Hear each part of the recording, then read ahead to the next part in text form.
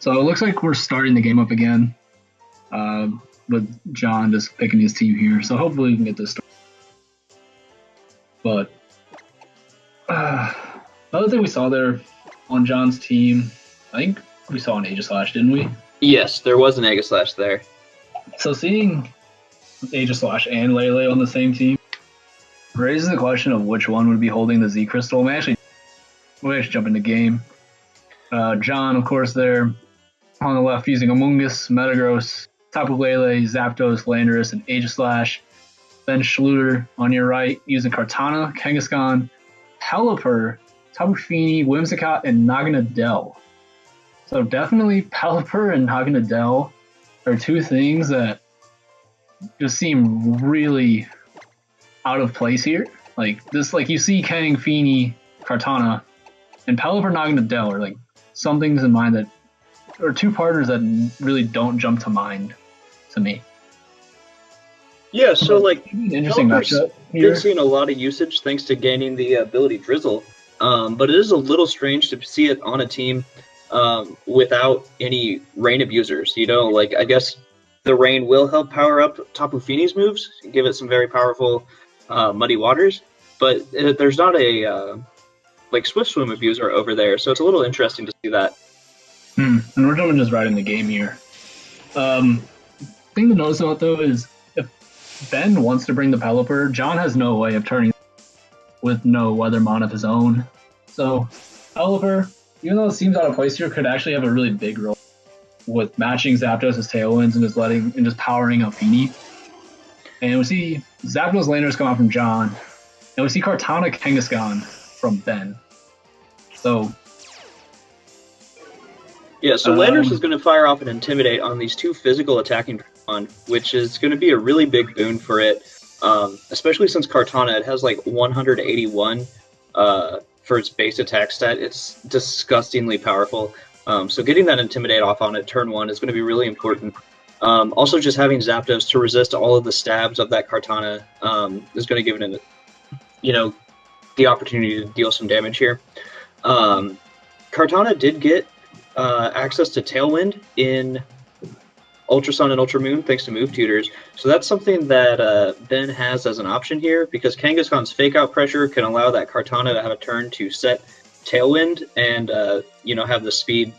Though he does need to watch out because Zapdos could potentially match that Tailwind, and so Ben going for the Z Fake Tailwind. So I'm going to boost its crit ratio up to +2. So you thought Scope Lens was annoying because of the 50% crit. Kartana is now critting every single time it clicks Leaf Blade, and this Intimidate from Landorus is useless on it now. Right. So because of that crit increase from the Z Tailwind, Kartana is going to get a critical hit every time it uses Leaf Blade, meaning, like you said, Drew, it's intimidating means nothing. It's still going to deal a ton of damage every time. So I definitely think that's a good switch into Metagross on the U-turn there, because Metagross is going to resist that Leaf Blade at least. So even though it will be a critical hit, at least it won't be super effective or anything. And Metagross does have extremely high physical defense, so it should be able to take a couple hits. Here's the thing though, Kartana does get Night Slash. So Metagross, like, normally we don't see Night Slash because Kartana is typically Leaf Blade, Sacred Sword, Tailwind, Detect. But if it is running Night Slash, it's Metagross safe. Kangaskhan has a Mega Ball on, goes for a Helping Hand on a Kartana. We see Metagross Protect, so probably just being cautious of that Night Slash. And there it is. Night Slash into Metagross as Zapdos just mashes the Tailwind. So that's a really good turn for John, because he does protect his Metagross from that Night Slash. Correct me if I'm wrong, but Night Slash also has a boosted crit rate, so it would also be a 100% chance to crit every time.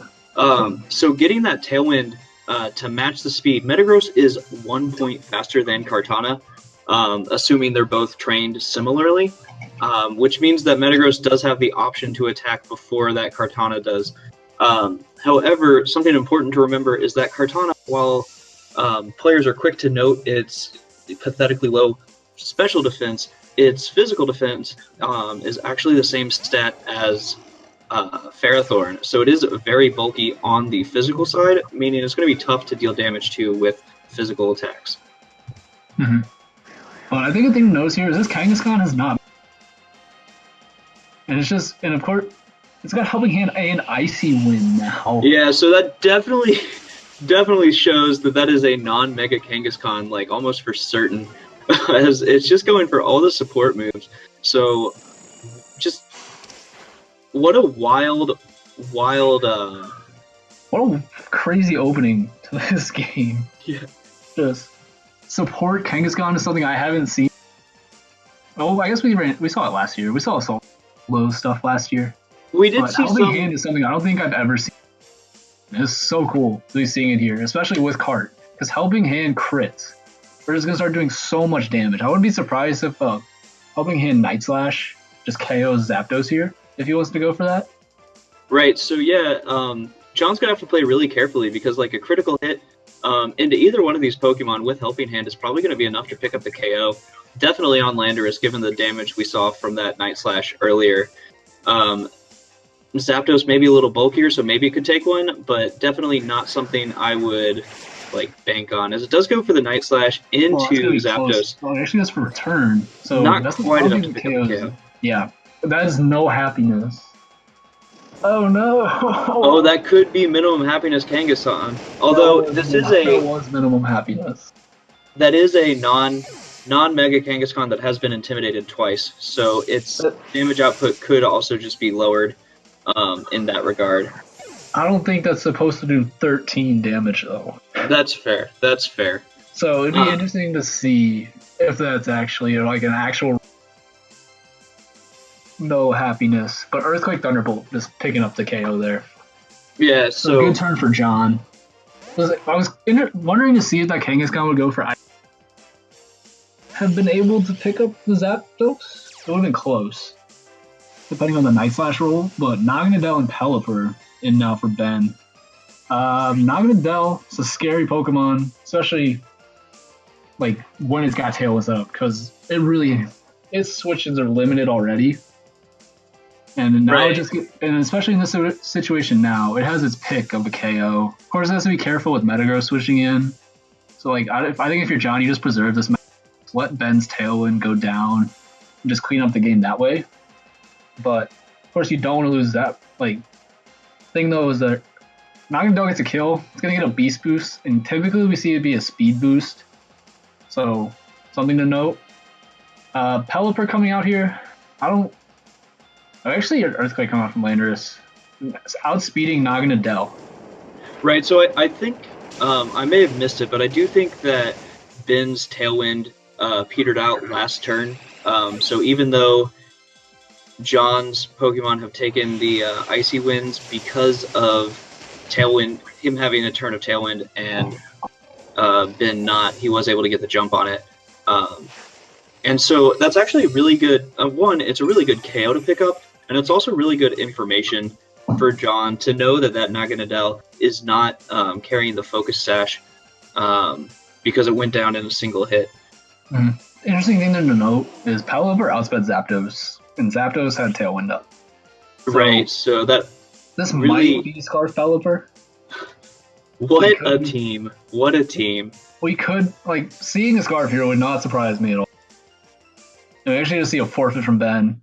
So if John didn't know that it was Scarf there, definitely not finding out now. So I don't mind that forfeit because you get to keep the info hidden on the Pelipper item, which could potentially be big because John just kept shuffling that Landorus in and out. So potentially being able to catch that with a turn 1 Hydro Pulse or something along that line could be big, especially because it frees up Naganadel. Just do what it does best. But yeah, so this is something. I wonder if Ben's going to go back to the Kartana lead, because it looked like he had it set up perfectly, but that was just John. John just called the attacks right, and was just able to mitigate. So maybe just a couple of different calls if you're Ben and the game goes differently, but I don't know. Yeah, that's for sure something he needs to, look out for, because he definitely got himself set up in a strong position and just unfortunately wasn't able to attack the right Pokemon on each given turn due to John's Protects. So some of that was a little bit on the 50-50 side. Some was just making the right read. But so it'll be interesting to see, like you said, if he tries to stick with that mode, saying, hey, if I get the calls right this game, then I take the game because that mode was fine. Or if he goes with like a different mode he has on his team. Mm-hmm. So leads come out here. We see Landorus, Tapu, Lele this time from John. So no Zapdos and Pelipper coming out from Ben. So be interesting to see what happens here. Pelipper does reveal his choice scarf. Yeah, so we do see that Drizzle come out before the Intimidate and before the Terrain from Tapu Lele, so that's really going to put that Landorus in a spot where it's, it doesn't want to take that Hydro Pump right now. Yeah, and another thing to note, like, normally this is like Lele versus Kartana is not something you really want to do, but Kartana, of course, we saw that it doesn't have a sash, so if this Lele is like a Life Orb or something, it could just KO either of these, but of course, you don't want to take a Leaf Blade whatsoever. So maybe he switches that out into like a Zapdos to take that on and set up his own Tailwind for later. We actually see Kartana switch out from Ben, going into Tapu Fini, turning off the Psychic Terrain, and we got the Water Spam out here, and so it's gonna be taking advantage of that rain and firing off a bunch of strong attacks.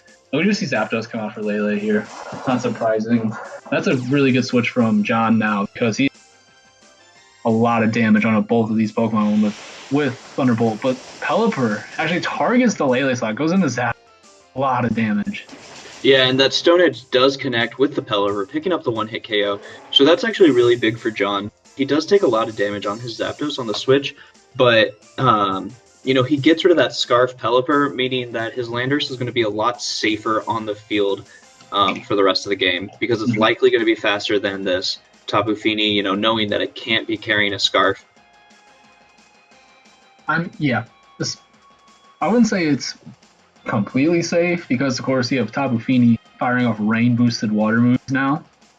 And this is actually, I really like this spot for Ben, because your Kartana is in a really good position. You have all that damage off on Zapdos because of that Hydro Pump.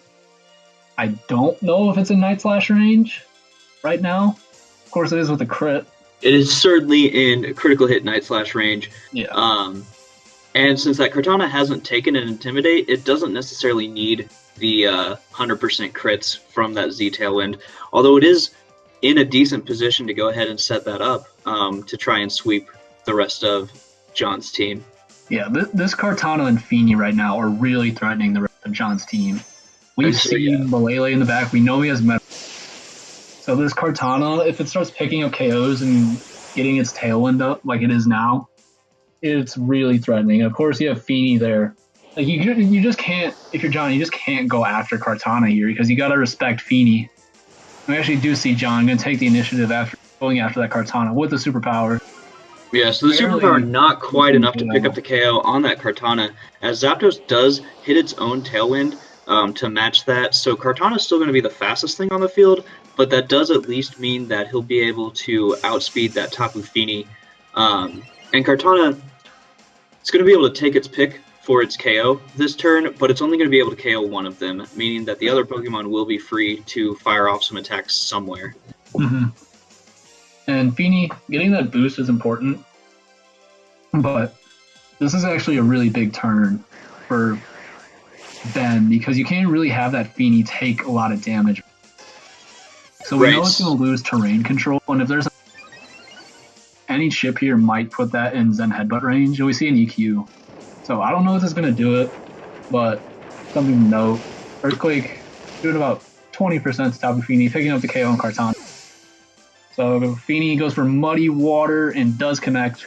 Yeah, so that's definitely going to be picking up the KO on that Landorus at +1 in the rain.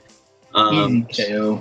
So now we've got a 2v2. The important thing here on John's side of the field is he's going to be sending that Lele back in, meaning he will have terrain control, which means his Whimsicott won't be able to fire off any prankster moves, which will definitely be helpful. Although it does still have access to like a Moonblast to get some chip on that Tapu Lele. So this is a really strong spot for Metagross. Does Fini potentially knock out Whimsicott with an Iron Head? Fini with a Zen Headbutt. Of course, Metagross is known for missing, so you got. But right, so like right now, 90% of the time, Metagross is in a strong position. Yeah, but even then, you can just protect Metagross and just like Shattered Psyche this Fini if you really wanted to. So there's a lot of John's like John has plenty of ways to wrap up this game. We do see Metagross go for the Mega Evolution. Look at that Tough Claws boost and his power up. Oh, this Whimsicott goes for the fake tears. No, we actually said Iron Head not proc the berry on Fini, which is huge. Just lets Lele pick up the KO.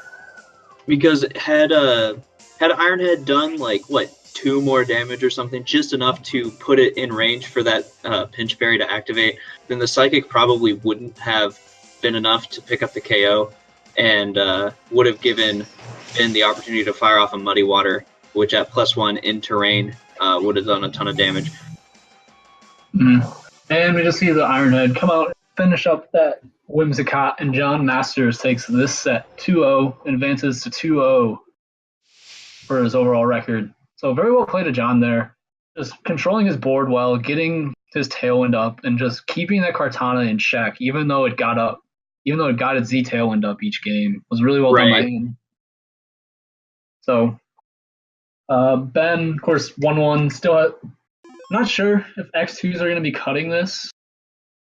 But I do think the latest information I got was that they have 17 Masters there, so they're going to have a top cut of 8, but only the top 4 are going to be getting any championship points. So X2s probably have a strong possibility to cut, but they will have to win their first matching cut if they want to walk away with any championship points. Yeah, so of course Ben still in it, even at 1-1, just got to win out, controlling his own destiny here. That was a really cool team. That was Scarf Pelipper and support Kangaskhan are not something I've seen, and it was just really cool. It was just really cool to see there. I know it didn't work, but he still had chances to win that game. All it took was just a few different targets, and like this match could have easily been 2-0 in his favor. For sure. Definitely something I'm really excited, to see him go ahead and bring that, be able to bring that team into Top Cut. So maybe we get a chance to see it again tonight, and see how it works out overall.